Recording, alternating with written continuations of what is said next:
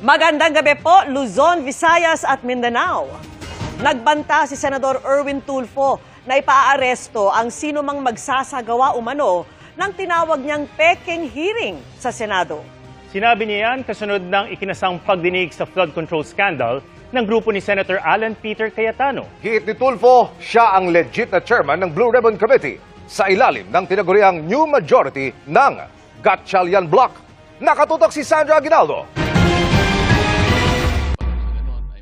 Kasunod na isinagawang hearing ng Blue Ribbon Committee ng Cayetano Bloc, may babala si Senador Erwin Tulfo sa mga aniyay magsasagawa ng peking hearing sa Senado. Si Tulfo ang itinalaga ng tinaguriang new majority na chairman ng Blue Ribbon Committee. Hindi na po ako papayag na maghihiring-hiringan kayo dyan at I will have you arrested.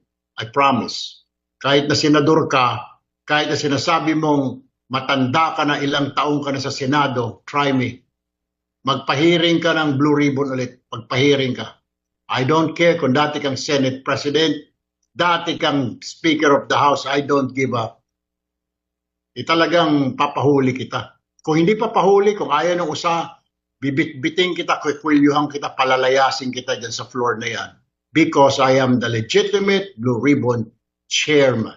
Magsasampa rin si Tulfo ng kasong libel sa mga nagpakilalang dating sundalo na humarap sa hearing kahapon.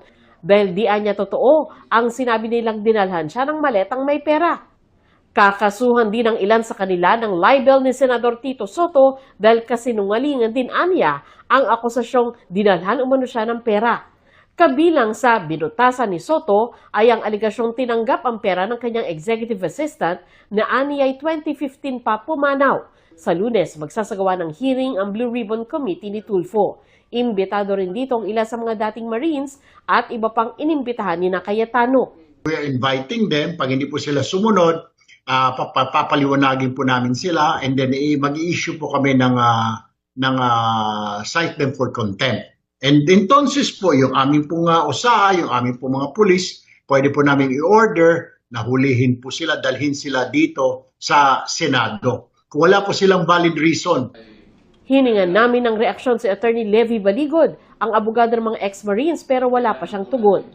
Pero sabi ni Senador Rodante Marcoleta, hindi pa umano huli ang hearing na ikinasa ng Cayetano Bloc kahapon kaugnay ng flood control scandal. Marami po tayong kukunin. Binanggit po ninyong mga addresses na kung saan dinala yung mga pera. May patatawag po tayong mga tao para i-confirm po na talagang na-deliver yun yung mga sasakyan. Suspend the hearing until further notice.